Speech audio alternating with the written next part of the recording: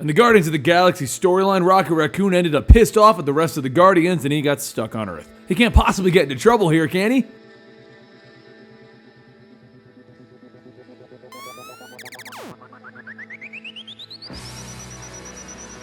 Now don't forget guys, this is the Guardians of the Galaxy month over here at Comicstorian, and if you want to support Comicstorian and you're a fan of the Guardians of the Galaxy, try picking up our new t-shirt. The link to which is down below, and it's only on sale for a limited time. Also, if you enjoy this story, there will be another link down below to go to my personal eBay store, and you can buy my personal collection of this story. Anything you order from there, you can actually send me a message about, and I'll sign whatever you want or send a note or anything. This is the complete story series. We take some of our favorite comic book storylines and break them down into digestible bites for epic recaps, adding in music, voices, and sound effects just to make it more interesting. This is Rocket Raccoon 1 through 5, originally released in 2016 as a part of the Grounded series. This planet sucks. And with that high note, Rocket begins to wander the streets of New York as everyone stares at what appears to be a raccoon in a spacesuit walking around. He walks up to the street beggars musicians, telling them that their culture sucks. And he finds a strip club that he decides that he's going to walk into, only to be kicked out of because, you know, he looks like a raccoon. Then a street costumer pretending to be Iron Man insults Rocket, and he finds himself digging in the trash for a pretzel. Eventually, he steals some food for a homeless guy, and he walks onto a subway car, and that's when the NYPD show up to apprehend the raccoon. Well, you can imagine how that goes as Rocket claws one of their faces and jumps on another's head, and he breaks a third guy's nose. As he takes his leave of the police, he tells them thanks for the workout, only to find himself now surrounded by an entire SWAT team because, well, he's basically a raccoon holding a gun. He clicks off to safety, getting ready for an epic firefight,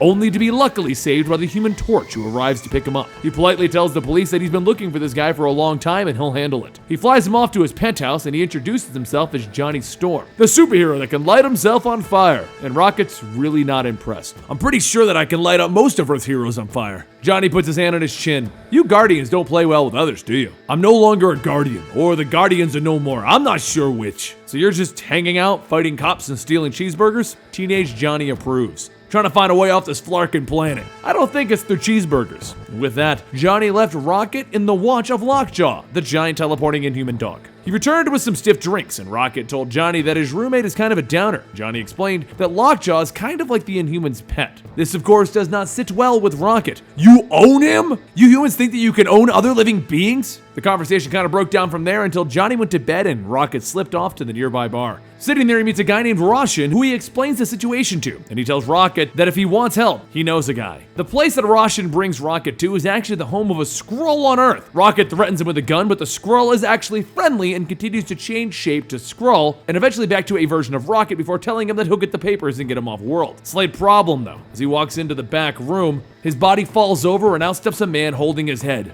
Run, Rocket, run! He jumps in to fight against Rocket and our little raccoon slams him into a desk. What's your deal, man? I was just trying to get off the flarkin' planet! The guy stands up with his knife gleaming in the light and Rocket shoots a hole in his stomach. He falls to the ground and Rocket hears the door knocking and the police shouting to let them in. As Rocket leaps out the window to hijack a cab, he rolls back to the bar with no answers of how to get off this planet. After leaping onto the bar top telling everyone to help him leave, he gets thrown into a dumpster and he's defeated again. He's stuck on this lame planet. One of the aliens from outside the bar walks out to inform Rocket that the reason that no one is helping him is because they're being cautious. They're all being hunted. Rocket says, I know, I met and killed the guy. And the alien informs him that it's not one guy, it's a group. The rest of the aliens come out rather angry at Rocket because, as they say, he's bringing too much attention to them. A brawl starts out on the streets until Spider-Man swings by to break it up. And then he's mostly confused by the talking raccoon. Rocket ditches him to go find Jack the alien that was giving him the information, and as he digs through the trash cans and subways, he eventually has a bag thrown over his body and he's hit with a crowbar. Then we see who's been tracking him. Kraven the Hunter. While Kraven stood over Rocket gloating, Rocket managed to tear open the bag and leap out, jumping onto Kraven's neck, biting into it. And Kraven grabbed him and slammed him into a wall. I told you last time, you were very tough for a raccoon, but you are still a raccoon. Rocket stands up and wipes the blood from his nose. I'll show you who's a flartarkin raccoon! He jumps up punching Kraven and then he lands ready to keep fighting and Kraven gives him a swift kick into the nearby box. As Rocket pulls the strings, dropping more boxes onto Kraven. Then he makes a quick getaway. He runs into the street looking for help and Kraven runs him over with a van. As he wakes up, he finds that he's back of Kraven's van with the other alien captives. But come on, this is Rocket. He cuts himself free and he jumps up to the driver's seat to continue his fight fight with Kraven, which causes the van to spin out crashing. He crawls out all dazed from the crash, and the police begin to surround him. They all point their guns at the confused and dazed Rocket, asking, who is he with? The X-Men! I'm with the Flarkin X-Men! And they click their guns. I mean the Avengers! I'm one of the Avengers! They all lower their guns trying to figure out which obscure Avenger Rocket is until Kraven walks over telling the officers that the alien thing attacked him. So he jumps on one of the cops, grabbing one of their guns and points it at Kraven. He explains that this Kraven guy is hunting aliens, and that's why he's attacking him. Then he tells the officers to arrest him and get him out of here. So Kraven knocks their heads together, and Rocket opens fire on him. After realizing that he ran out of ammo, he looks at the gun. For a planet that loves guns so much, you guys have crappy guns. They open fire at each other using Earth's crappy guns until Rocket jumps in the back of a car, flipping off Kraven. Kraven, though, is known for his tracking skills, and he quickly tracks Rocket to the park, where he finds him in a dumpster and he grabs him. And Rocket hisses at him. Confused, Kraven is trying to figure out what's going on when a dump truck grabs the dumpster and lifts Kraven up! Because Rocket is actually in his underwear in the truck. He throws Kraven into the back of the dumpster and he turns on the compactor. And thus, Rocket ended up on the streets in his underwear the winner. Or did he? As Kraven begins to break out of the dump truck, Rocket begins sprinting, yelling, I will not die in my underwear tonight! He makes a break for the departing boat and he jumps on it thinking that he's safe until he hears a loud honk and sees Kraven stole a much larger boat to chase him. Rocket grabs a flare gun and he looks at the boat. Suck hell, you creep!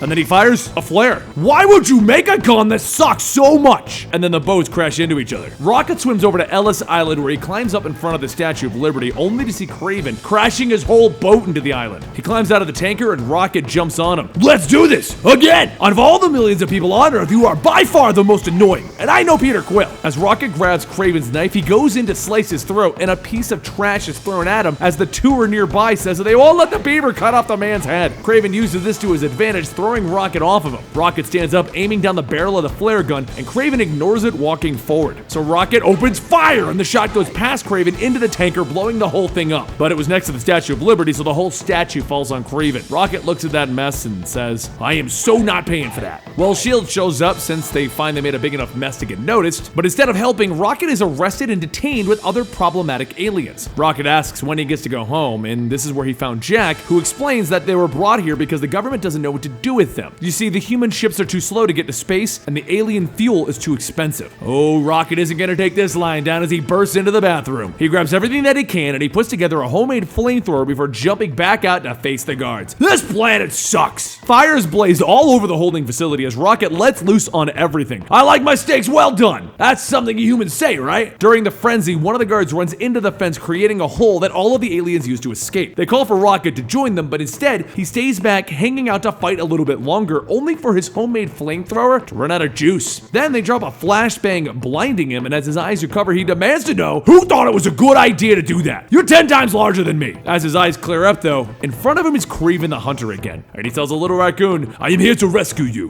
which confuses Rocket even further, but Kraven explains that he is a formidable warrior. It would be a shame to leave you in a cage. Kraven brings him to his van, and the two ride off until he is dropped off with the rest of the aliens. Rocket and the aliens all get back to New York, where Rocket goes to see Raccoon and get the device that was stashed there. But when he gets there, the man who started this whole mess is shaking hands with Kraven. Raccoon is the guy that recommended him to the first guy to get off world. Seeing this, Rocket isn't too happy. You are so flarked. He walks over to the trash can, making some noise so that the guy goes outside, and then he sees his car on fire. Rocket slips into his house and locks the door. Then he begins to dig around the place until eventually he finds the teleporter that he was looking for. After walking outside, he asks one big question. This guy is Shi'ar. Why would he sell out his fellow aliens? Raccoon tells him that it's because if he didn't turn them in, they'd come for him. Rocket shoots Raccoon in the foot, and then he heads off to meet his alien friends, where they all use the devices to open a teleporting doorway to another planet, one where they won't be hunted. As they all enter and begin to ask Rocket to join them, a knife lands in one of the aliens' backs, and there's Kraven ready to grab Rocket again. He tells the others to go through and shut the door. He'll hold Kraven back. And once everyone leaves and it's just the two of them, Rocket falls to his knees. You win! I can't beat you! Kraven is confused. He respects him because he is a fighter, but Rocket sticks to it. Make it quick, please. As Kraven goes for the final killing swing, Rocket grabs a grenade and drops it in Kraven's pants. The civilians walk over, wanting to know why this alien is hurting this poor human by blowing up his junk. But luckily this time, the Inhumans arrive to sort out the mess. Rocket is now free to go do whatever Rocket wants to do, which is, oh that's right, he's gonna go to Carol's and demand a ship to get off this flarkin' planet. And that concludes the Rocket Raccoon miniseries, which ties into him going back and having that final fight with Thanos, which you can check out if you didn't watch Guardians of the Galaxy at the end. Don't forget, if you want to celebrate Guardians of the Galaxy, you can go check out the new limited edition Comicstorian t-shirt and link down below. And if you want to buy this story, you can go ahead and go to my eBay store, which is also linked down below. I'll see you guys next time right here.